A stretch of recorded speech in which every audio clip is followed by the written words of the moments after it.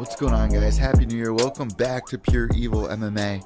Just wrapped up UFC 219 last night, and it was almost like the perfect card to wrap up 2017 in the way of, it was supposed to be, 2017 was supposed to be a really exciting year. We had a lot of really exciting fights lined up, and we really didn't know what to expect, but looking at UFC 219, it was kind of the same thing. We were excited to see Holly Holm versus Chris Cyborg. Was Holly Holm going to be able to do it again? Was she going to be able to stop an unstoppable force?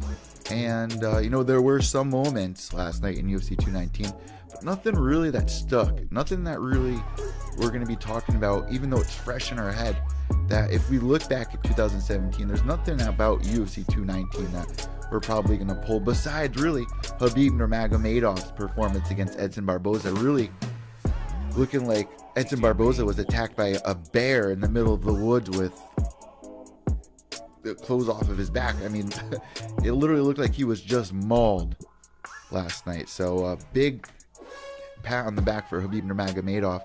And really, there wasn't much hype going into UFC 219. I mean, a lot of us really wanted to see if Holly Holm was going to be able to pull it off, or if Chris Cyborg was going to be able to go in there. And a lot of people were out there were saying, including myself, I kind of believe this too, and it made a lot of sense that this was one of the biggest tests for both girls, for Holly Holm and also Chris Cyborg. And to go all 5 rounds with Chris Cyborg, Holly Holm, I mean, she did a pretty good job, but a lot of people out there are upset that she wasn't able to pull through and get the finish over Chris Cyborg. But you could say that she won the first 2 rounds on a lot of people's cards, not on my cards per se.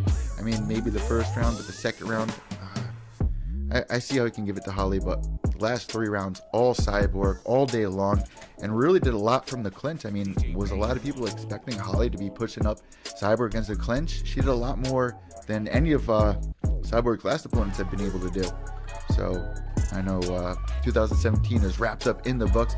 This is our last live webcast. I mean, 2017 went by really quick, and I'm looking forward to doing the end of the year podcast with you guys. I'm going to be trying to reach out to Eddie Mercado, who you guys know from Bloody Elbow. We'll see who else I'm going to be able to get on this year's show. But, last night it didn't really deliver for me. There was just a weird vibe going into it. Even the commentating, it just seemed off. I'm sure they were trying to do the best that they could, but there was just something missing in last night's event, and I can't put my finger directly on it. I mean, we had the star power last night, but then again, maybe if those fights that were supposed to happen, like Jimmy Rivera versus Dominic Cruz, and also Gokhan Saki versus Khalil Roundtree, maybe if those 2 fights did go through, maybe it could have been a little bit better. But all in all, I'm going to be asking you guys to rate this card as we get to the end of the show.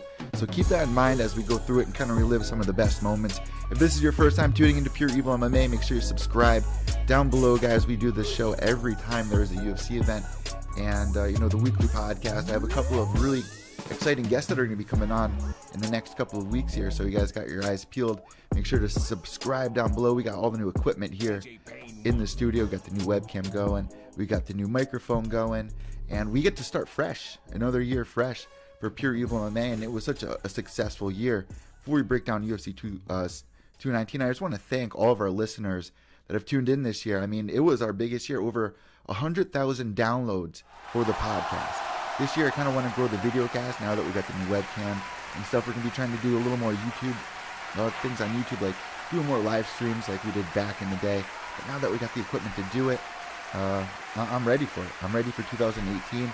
We got a lot of exciting events that we're going to be able to look forward to, and we're going to be talking about all that and much more at the end of the podcast here today. So it is New Year's Eve right now. It is about 7:58, about 8 o'clock, a couple more hours to go. And just looking back at last year at this time, if you guys have been listening to the show that long, I was in New York City for World Series of Fighting on New Year's Eve. Last year at this time, I met Nate Diaz. Backstage, Chuck Liddell was there. We actually saw Chuck Liddell jump in front of someone. Well, we didn't personally see it, but other media members, after we left, I left with a couple of the other media members, somebody texted us like, Chuck Liddell just ran out of MSG and jumped in front of a group of people and just gave them the stone cold stare. They let him take the cab. Who wouldn't? I mean, this dude walks up to you, painted black nails, and just grills you with his mohawk in 0-degree weather. You're not going to be like, hey, mister, what are you doing? No, honey, back up. That's Chuck Liddell. So last year at this time, out there in New York, did a podcast with Carrie. So any of our listeners want to go back a year and hear that adventure, it was quite the experience being in New York City. I mean, we didn't stay for the ball to drop, but either way, New York City on New Year's Eve is something that everybody wants to do on their bucket list. I got to do it, and I got to do it in the best way imaginable, covering an MMA event for a promotion that's no longer existing. And headlining the event was Justin Gaethje, who had, and by far, the best year, even though he's coming off a loss to Eddie Alvarez. The 2 fights that Justin Gaethje's within, including being a coach on The Ultimate Fighter this season, a huge year for Justin Gaethje. So I'm interested to see what you guys are calling for Fight of the Year, Fight of the Year, Knockout of the Year, but Debut of the Year has to go to Justin Gaethje. Gokhan Saki, an amazing knockout, an amazing debut. Aaron Pico for Bellator, another amazing knockout. So a lot happened this year that I think there's going to be a lot of people out there that are surprised at what we actually watched happen this year that we really didn't give enough credit to. I think we had such high expectations, and we poured a lot of emotion into what Conor was going to be doing.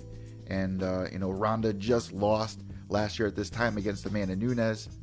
So, we went into 2017 with high expectations, and I feel like we didn't enjoy the moment. I mean, starting last year off, we had Valentina Shevchenko versus Juliana Pena to start the year off, or BJ Penn versus Yair, and it was just a weird and wacky year, but there were a lot of moments, which is why I'm saying UFC 219 was perfect end of the year show in comparison to what we witnessed in 2017. And I'll say it one last time. We were looking forward to it. There were its moments, but nothing really delivered, nothing really stuck. So with that being said, let me get into our main event, which was Holly Holm versus Chris Cyborg. And man, the combos of Holly Holm, I mean, I was really interested in seeing what she was going to do with her game plan here, because Holly Holm is just such a linear path when she's doing the combos, like pushing forward on Chris Cyborg. She might throw 1 or 2 shots in the air before she lands one at the end of her combination. But with Chris Cyborg, man, every shot that Cyborg lands did a lot of damage, just snapping Holly Holm's head back. And what Holly was landing really wasn't doing much, if anything, to Chris Cyborg. Now, going all 5 rounds with Chris, like I said, you got to give Holly a hand here. But it's just, the quick kicks that Holly tried and do, and it just, nothing really added up. She kept trying to go to the body, but Cyborg was just relentless, just kept pushing forward. And I'm really interested to see what they have planned for her in 2018 now. I mean, what do they really have on the table right now for Chris Cyborg? You can say Megan Anderson, which I'm for. I would love to see Megan Anderson in the UFC, but the question is, and where I throw my flag up is it too soon for Megan Anderson? Is it too soon to just throw another girl? This is what they've been doing all year. 145-pound division. They've been picking girls out of the woodwork from bantamweight and saying, here's Chris Cyborg. We need a co-main event. We need something to get people pumped up about. But there's no real division there. There's still no real division. We went almost 7 months since they introduced this weight division, and we had Jermaine Durandamy versus Holly Holm. Holly Holm fought twice for this belt already in the year. There's no real actual division for Chris Cyborg. The only real competition that I could think of is Amanda Nunes, and I mentioned it on the pre-show. That is the only person that I can think of. So, Megan Anderson with Invicta, then she leaves. Who's Invicta really have there? I mean, what do you guys think about this? Let me know on Twitter at evil_echo. That's EVIL_ECCO. What's next for Holly Holm? I mean, this is really a bummer. I mean, what can you do next? She's lost 4 out of her last 6 fights or something like that. All right, so for those of you guys who don't know, Holly Holm came, she beat Ronda Rousey, took the belt. Then she lost to Miesha Tate. All right? And then she ended up going to fight Valentina Shevchenko. Valentina Shevchenko pieced Holly Holm up. Then they're like, all right, let's give Holly Holm another shot. We'll give her Jermaine Durandamy. Jermaine Durandamy pieces Holly Holm up. And then they give Holly Holm Bethe Correia. She gets that amazing head kick finish over Bethe Correia. And then we had Chris Cyborg last night. So Holly Holm on the skids, man. I don't know what to do next with her. But for Chris Cyborg, I mean, with what options were given, Amanda Nunes is the one I want to see. So I don't know if Amanda Nunes has come out and said anything yet, but That's the fight that I want to see. All right, so our co-main event, guys, that's what really stuck out last night was Habib Nurmagomedov versus Edson Barboza. Now, Edson Barboza, I was really worried because in his last fight, he pieced up Beneil Dariush.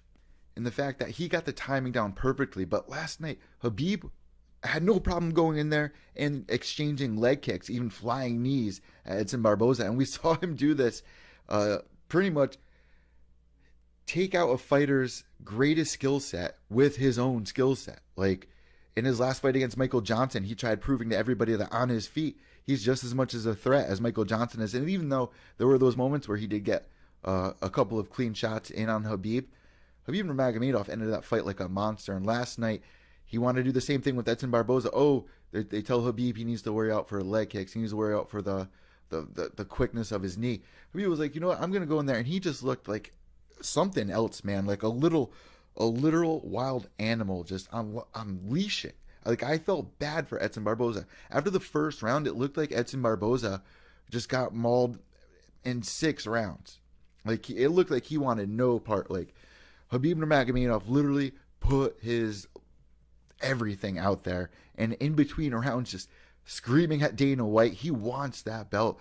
And in 2018, if you are not matching up Conor McGregor with Habib Nurmagomedov, that is the fight. That is the ultimate fight. For anyone that out there is saying, no, that's ridiculous, Conor doesn't want that fight. Conor, if you're out there and you're saying everybody doubted me to get to this point, and yeah, he had a great career. I'm a huge fan of Conor, but people are doubting you right now that you're going to defend the belt. We want to see you fight one of the most hyped up lightweights right now in the UFC, and that is, if not Tony Ferguson, it's not Justin Gaethje anymore because Eddie Alvarez beat Justin Gaethje, and Eddie Alvarez got beat bad by Conor McGregor. So it has to be Habib Nurmagomedov, especially after his performance last night. Are you kidding me? How does he not get the title shot? And now you do have the interim belt floating around with Tony Ferguson, and we've been trying to put Tony Ferguson versus Habib numerous times, and it's fallen through every single time. I believe 3 times we tried setting up Habib Nurmagomedov and Tony Ferguson, and it just won't happen. Something out there in the laws of nature, the MMA gods, just won't allow this fight to happen. Well, please, if it's not going to be Tony Ferguson, and I would love to see that fight, if it's not going to be Tony Ferguson, please let it be Conor McGregor. And if those two aren't the option, what about Eddie Alvarez?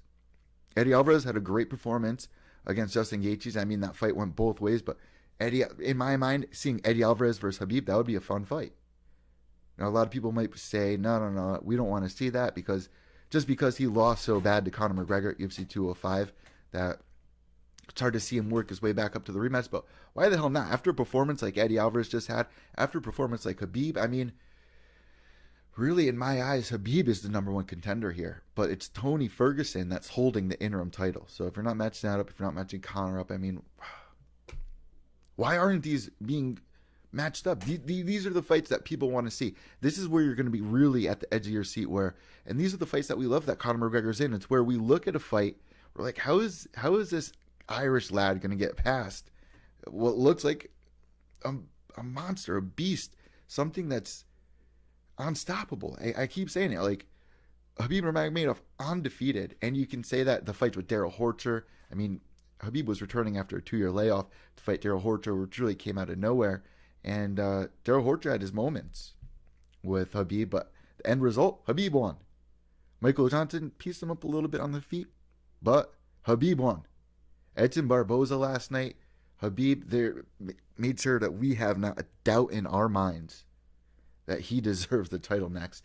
And how do you not love that hype that he brings to the table? That excitement. Like, you know, when Habib Nurmagomedov is matched up to fight, that you better be at the edge of your seat. You better hope that your internet, if you're watching via Wi-Fi, it is not lagging.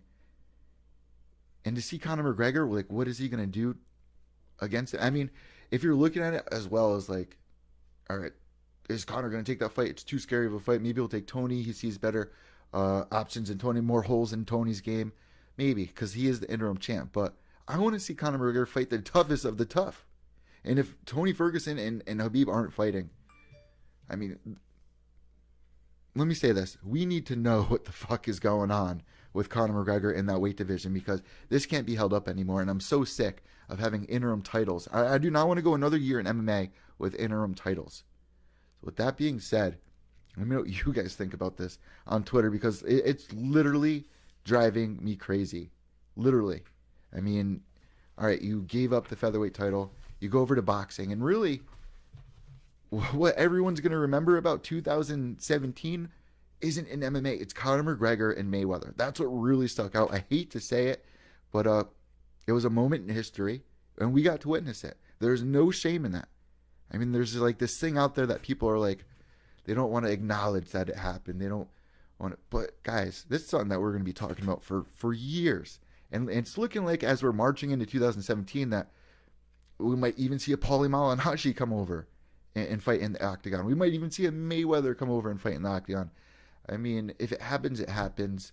But I don't want that to be the permanent direction the sport does take. But at the end of the day, we watched Mayweather McGregor this year, and that's what a lot of people out there, including your banker, your ice cream man, your little sister, your mother, your grandmother, like people you would never even expect to know about fighting. I mean, on Christmas Eve, I asked my father, because I remember growing up, I was listening to one of my buddies' podcasts, not the Loaded Joes, who was it? Loudmouth MMA. I was listening to their podcast, and they were going back reviewing UFC 1, and they were talking about it.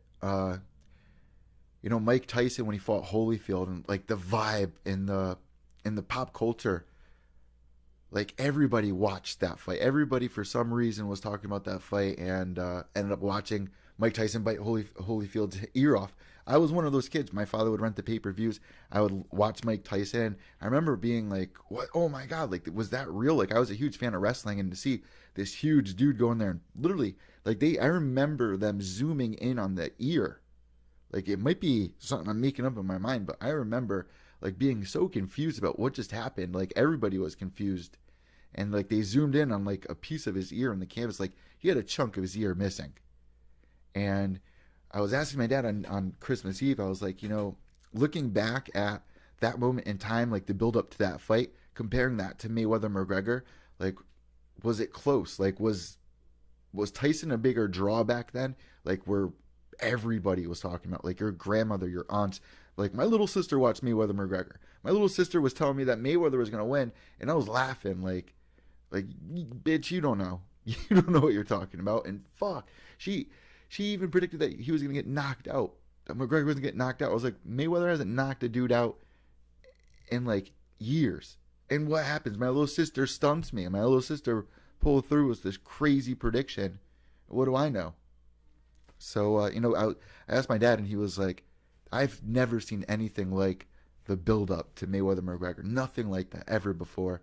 I mean, even the Pacquiao, he was saying, like, it wasn't like that back in the day. At least, my father's a fight fan, but not like diehard. Like, he always wants to go see local MMA fights and stuff like that. But, comparing the two, it's kind of cool. Like, we got to witness that. We got to see Mayweather McGregor in 2017. I was even at the press conference. Like, 2017, what's going to be really pulled from that year that people are going to be remembering is Mayweather McGregor, unfortunately. So we need to know what's going to be going on with McGregor this year, because this whole boxing thing, it just seems like the trend right now. So we'll see what 2018 brings, but we definitely need to know what the fuck is going on in that weight division, please.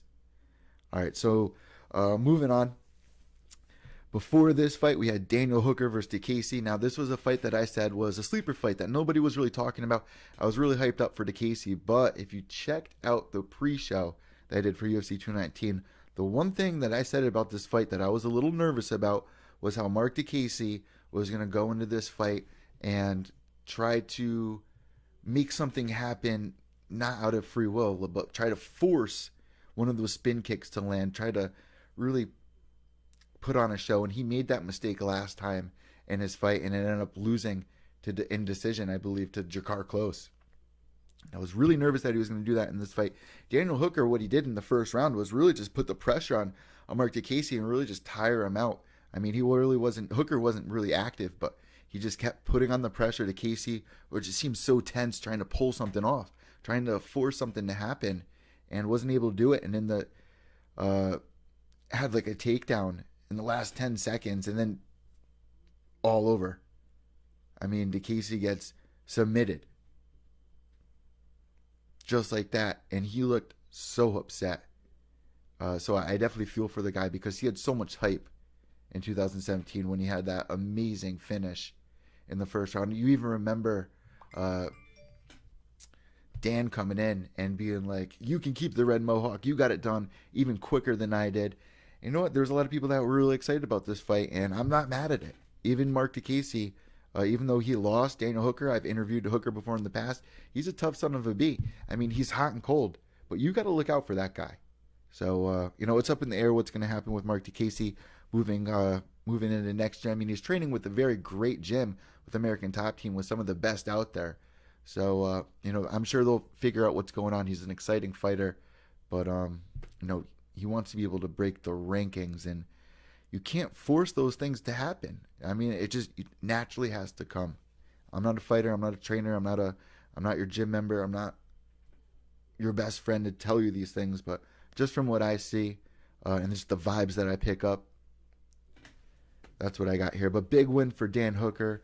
And before that fight is a fight that a lot of people were surprised about. One of the big underdogs of the night, Carla Esparza, pulling through against the young gun Cynthia. And you know what?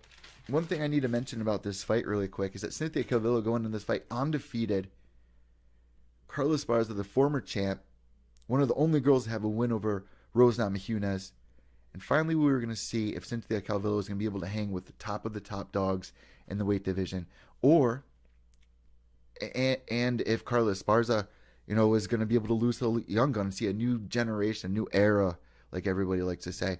Wasn't the case here. And there are a lot of people that were surprised that Carla Esparza won, but on my scorecard, I had the first round going for the young gun Cynthia.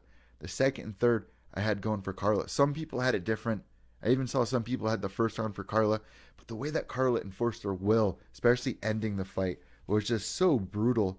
The first round I scored for Cynthia, and second and third, like I said. And it's up in the air. Like, is Tisha Torres next for Carla Esparza? Because Tisha Torres wants Rose Namajunas. Are they going to do the rematch with Joanna Jędrzejczyk? What's going on with that weight division in the champion who is currently Thug Rose?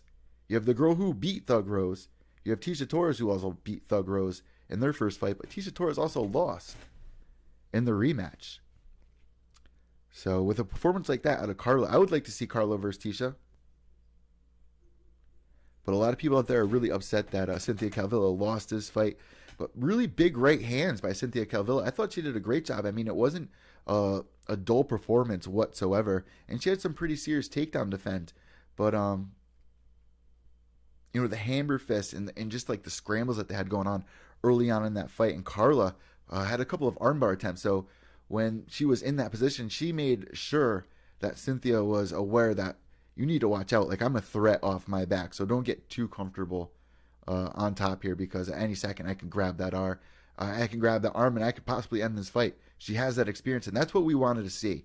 We saw exactly what we knew in our minds, that if Cynthia was going to be able to get past Carla Esparza, the real champion, the first champion in the weight division, if she was going to be able to get past her, then that's huge brownie points right there moving forward. And I would have liked to see her fight Tisha if she did beat Carla Esparza last night, but that wasn't the case. Carla Esparza, man, big year for her. And also, Felice Herrig had another great year. And we very familiar with both these girls. Was trying to put their foot down and saying, we're not going anywhere. Like, we built this division up. We are some of the pioneers of this females division, and we are not downgrading whatsoever. If anything, we are getting better. So, all these girls that are coming up, evolving, even they just had this weight division open up for this season of Ultimate Fighter. You have Nico Montano. Like, what's going to happen there as this year goes on? Like, there's a lot of new things that we have looking forward to, a lot of questions up in the air, especially when it comes to the females. And last night, Carla Esparza really assuring us that, some of the older faces are improving. If anything, look at Randa Marcos. Randa Marcos had a couple of great performances this year. I think she went 1-1, but she's improved by far compared to her past. Rose Namajunas had an amazing year. She's improved.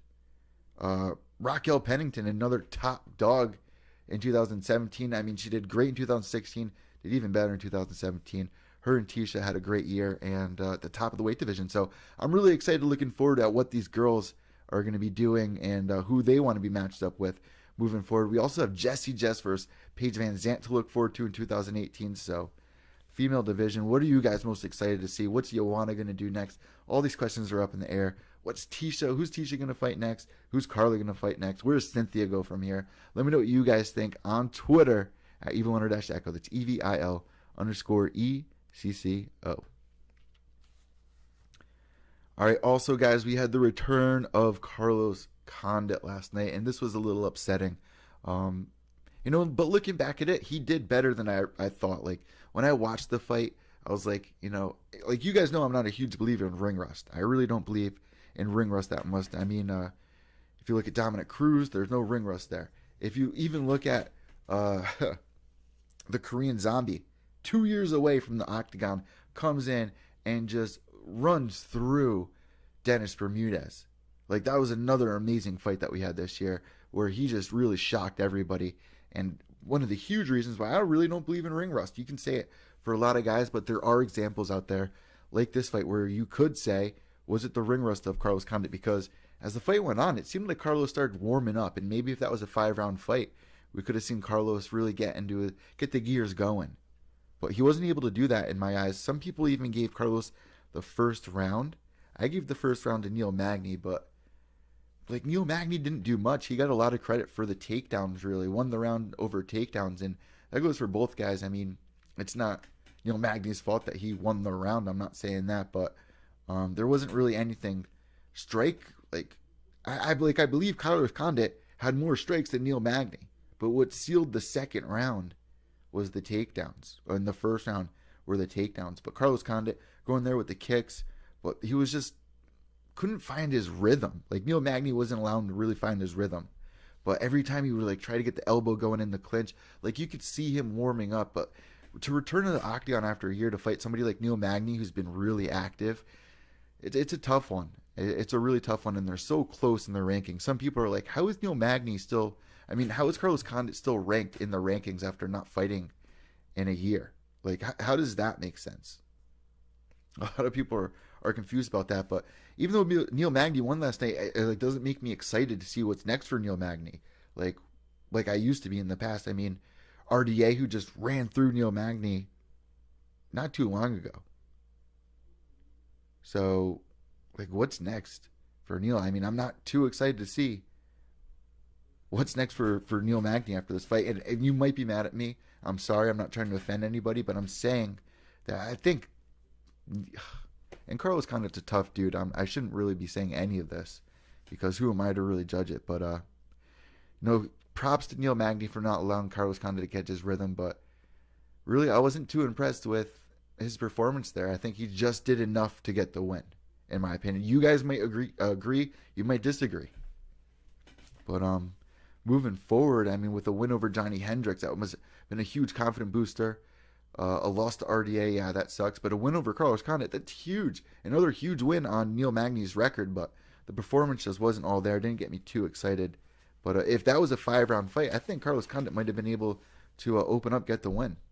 But that wasn't the case. So what do you guys want to see for Neil Magny next? He's at the top of this weight division in the top 10. So, and what's next for Carlos Condit? Was that the fight that he's just going to say goodbye to? Or is he, going to give it another shot? Neil Magny is a tough son of a gun.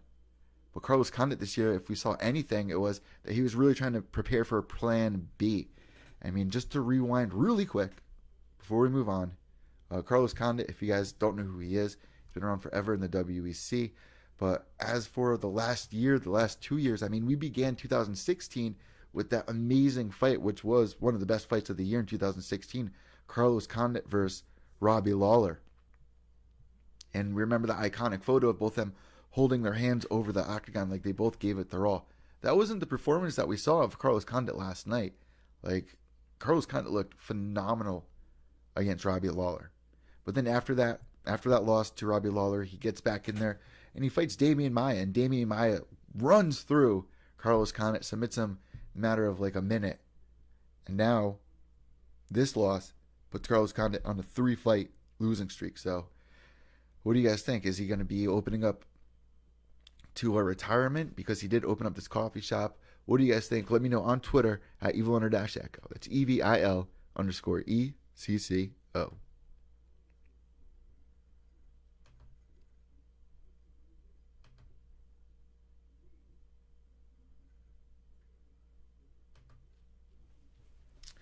All right, moving on, guys. Another fight that I was kind of upset about, and a fight that was originally supposed to be matched up with Gokhan Saki. It was Khalil Roundtree, which you remember from that season of Ultimate Fighter, a knockout artist. But in this fight, I mean, he looked so jacked, man. He looked freaking ripped. Like, if USADA wasn't around right now, I'd be like, this guy is freaking juicing. There's no doubt. But I shouldn't be saying that. But at the same time, he looked like he was just ripped up head to toe, and put on an explosive first round against his opponent. I'm going to try to pronounce his last name, Olilianangshuk. So the first round, it was just Khalil just going out there and giving the dude hell. Like, just pushing forward with these huge, big left hands, throwing knees, but then he just gasses. And it was just exhausting to watch Khalil Roundtree in there, trying to muster up enough strength to just pull off a couple of 1-2s and hopefully land a nice left or a right that was going to drop Olilianangshuk. But Olilianangshuk had a fucking chin on him. If we learned anything last night, is that dude has a freaking chin on him, because Khalil was landing some solid left hands and some really solid leg kicks as well. But the second and third round, it was just so hard to watch. I was literally gasping for air myself trying to watch these two try to perform. But the first round for Khalil, the second round for Olilianangshuk, and the third round, Khalil Roundtree has to go back to the drawing board. I believe he's training over at Syndicate, and you got some top dogs over there as well, like Coach John Wood, I believe. So you got Jesse Jess over there. You got a bunch of guys from that season Ultimate Fighter as well. So this just sucks, man, because when you're in the UFC, you learn a lot of lessons, and it might be too late by the time you've learned them. And in this case, Khalil Roundtree, we were really expecting a lot. And if you guys heard the pre-show, you heard me say my thoughts and opinions on Jimmy Rivera not taking this fight on short notice because of situations like this. Like, Khalil Roundtree was originally matched up to fight Gokhan Saki, so he was preparing for a Gokhan Saki fight. And in this case, he decided to continue on because he wanted to be on the end of the year card for UFC 219. He was really excited about that.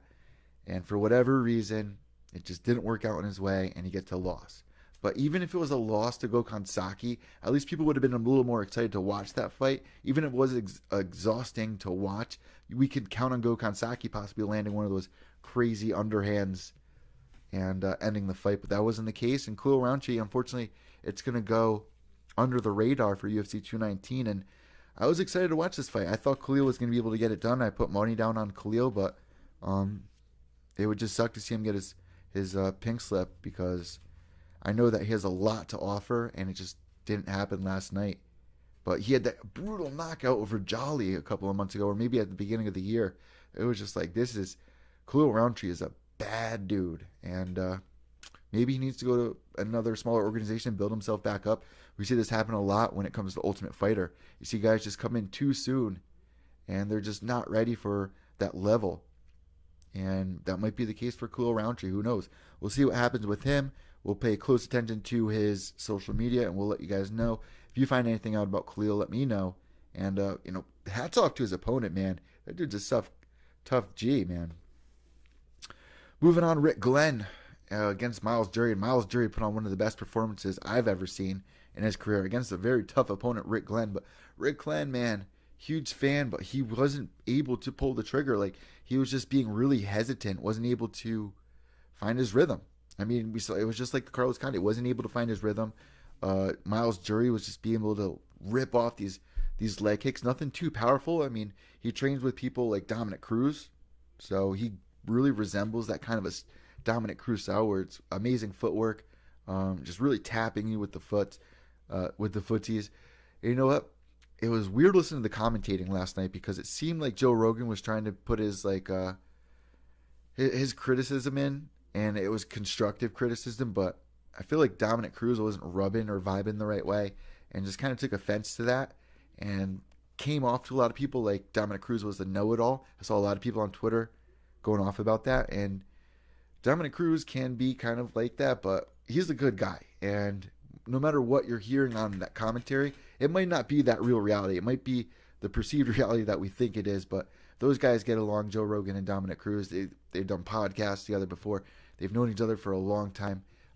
There were those vibes, like you pick it up all the time on podcasts and stuff like that. Most of the time they're not real, but last night there was a really weird vibe going on, and I saw a lot of you guys agreeing with me. Like there was something missing about UFC 219, and the commentary added to that missing vibe as well. Like there was just something off about it, and in this fight, it definitely stood out a little more than other fights. But Rick Glenn, man, going back to the drawing board, former champion for World Series of Fighting. I've interviewed him before. He's even done a giveaway for Pure Evil MMA. A couple of our listeners this year received 2 shirts. Let's see, Dandy Dave received a Rick Glenn shirt, and Lisa out there in England rocking the Rick Glenn shirt. And Lisa's a tiny little girl, and Rick Glenn, I mean, the dude's freaking huge. He sent us a couple of extra larges, and it looks like Lisa is literally looked like she mugged a giant and stole his clothes, like wearing it. So, love Rick Glenn. Appreciate everything, but that wasn't Rick Glenn last night, man. He wasn't performing at his best, and I don't know what was going on. Wasn't able to find his rhythm, and I know a lot of people out there were upset, but huge win for Miles Jury, and got a lot of people a little more serious as to maybe a little more excited to see what Miles Jury is going to do next. I mean, he's been around for forever, it feels like. Ending this card out, Louis Samoka. I mean, we had Vettori versus Akhmedov. That ended in a draw. I mean, it was just a really weird start to the night. All these prelims that we had, I just couldn't get in the rhythm. I personally couldn't get myself in the rhythm to really get hyped about UFC 219. I don't know if it goes back to UFC's lack of promoting this fight, but I had every reason to be excited about this, but there was just something missing, and I can't put my finger on it. But the prelims were just so weird. I mean, there were exciting fights, but they weren't what we wanted. Like, we wanted to see some finishes. There was a couple of exciting fights, but nothing that really stuck out.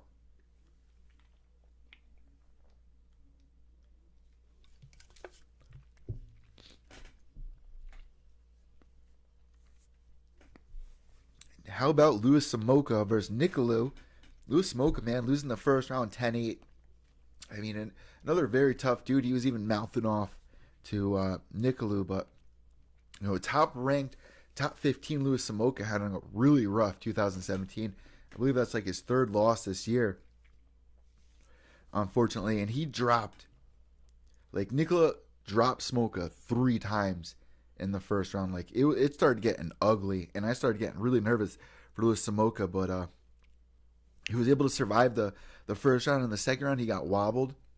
The third round, it was just really gliding, but he was just putting pressure on the entire time. I mean, that tough Hawaiian background, and it would have been a huge win for him, because Dana White the day before was just talking about having possibly a UFC event down in Hawaii. So if you had Louis Samoka win last night, you're putting him right on that card. So I think he was really upset that he wasn't able to get the win.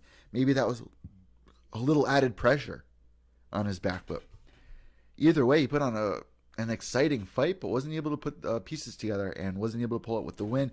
Tim Elliott goes in there, and this was one of the best moments of the night, just because his coach passed away a couple of weeks ago, and there was a lot on Tim Elliott's back, because he was originally supposed to fight on the last UFC card, but his opponent got injured, fell off the card. He was torn, really upset. He gets the fight for UFC 219, pulls off the submission in the second round, and we all have been following Tim for a long time now, and he's been in the UFC.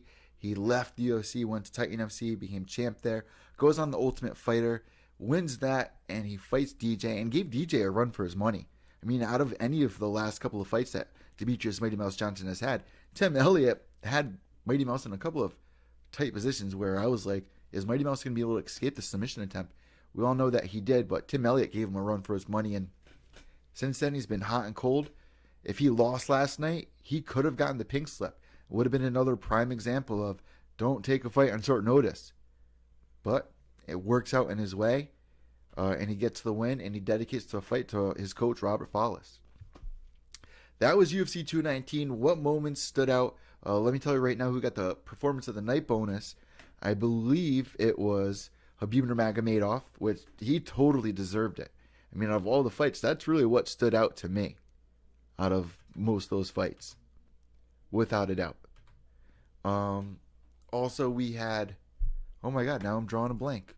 All right, so fight of the night goes to Cris Cyborg versus Holly Holm. I think that was definitely one of the best fights of the night, just because of what the fight meant. I mean, you had the girl that ended Ronda Rousey's career, which was Holly Holm, versus the woman Ronda was too shook to fight. I mean, just what this fight meant, the title of it, and Cris Cyborg getting one of the toughest opponents of her career. A lot of people said even the same for Holly Holm and vice versa. A lot of people wanted Holly Holm to pull it off. Didn't happen. Cris Cyborg went in there and really proved herself here in this fight that she is one of the baddest women on the planet. And this doesn't come along. This is like literally once in a lifetime you see somebody like Cris Cyborg come along and just dominate every person that is put in front of her. And to beat Holly Holm last night the way that she did, she definitely deserves 50K. Edson Barboza and Habib Nurmagomedov. Habib goes home with 50K, and Tim Elliott, who submitted the UFC newcomer Mark De La Rosa with a first round submission, he also goes home with 50K, and that must have been huge for him. I mean, my heart goes out to everybody that was affected with what occurred with Robert, and God bless everybody who had a hard holiday. I know there's a lot of our listeners out there that really are going through a rough time right now, and I can definitely relate. But let me share this piece of information with you. Even though what happened, we have to accept it. We have to keep living. And those moments in time where you're just really wrapped up in the thought and it's really bothering you, as the days go on, those waves are going to get further and further apart, where it's still going to bother you and it's still going to hurt, but the times of day is just more spread out, and you'll start learning things. You'll start being able to live vicariously through that person. Like, take what you saw in that person that you really loved about them, pull it into you, and share to the world that aspect of that person and let it live out through you. If you understand what I'm saying, I hope you do. Guys, it's New Year's. My New Year's resolution, right now it's 8:30, almost 9 o'clock. I'll tell you right now, I need to lose a couple of pounds, so I might go out to Barnes & Noble and get Chael Sonnen's new weight loss or something. If you guys have any suggestions, I'll do it on the podcast. We'll do week by week.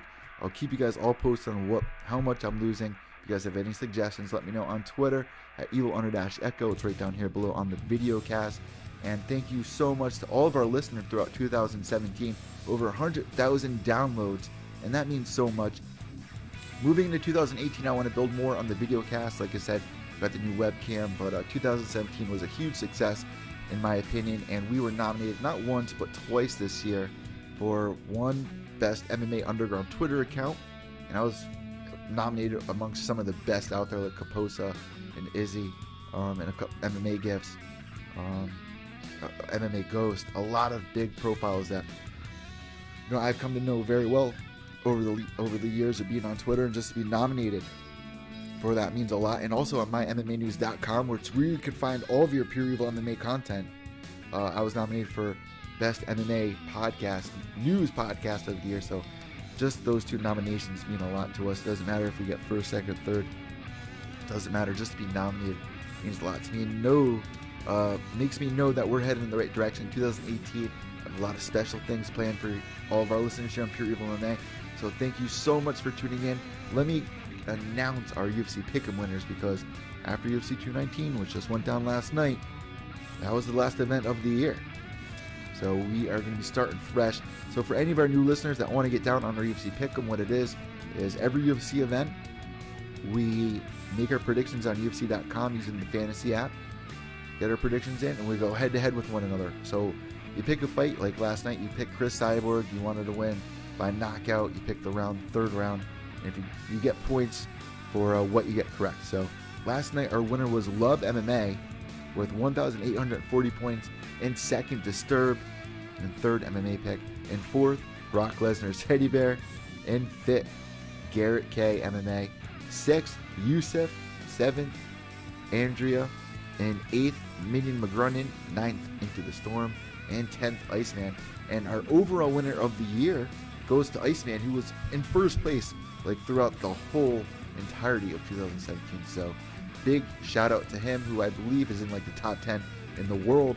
Another huge shout out goes to Minion Magrunian, who places #1 in France on UFC Pick'em. Shout out to everybody in the Pure Evil Army. Shout out to Yusuf, Leslie, Ann and Mike, Andreas, Pat, Rizzer, everybody, Lisa, everybody that's tuned in 2017. It has meant so much.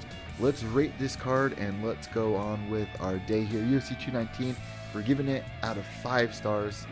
You know what, let me change it, because 5 stars, I mean, there are some events where I'm like, maybe that deserves like a 2 or a 3, but I end up giving it a 3. Maybe that deserves a 3.5. It just sounds weird. So out of 10 stars, I think that's a little bit better. So UFC 219, looking at it at a whole, we're giving it out of 10 stars. I think it falls in the range of maybe a 6 or a 7. 5, 6, or 7. Somewhere in there it's falling in between. But Habib Nurmagomedov, an amazing performance by him. Chris Cyborg moving forward, a decision win. We wanted to see a little more, but it is what it is. I'm going to say it a 6. So let me know what you guys think on Twitter. And guys, have a safe New Year's. Thank you so much. And last of all, behave yourselves.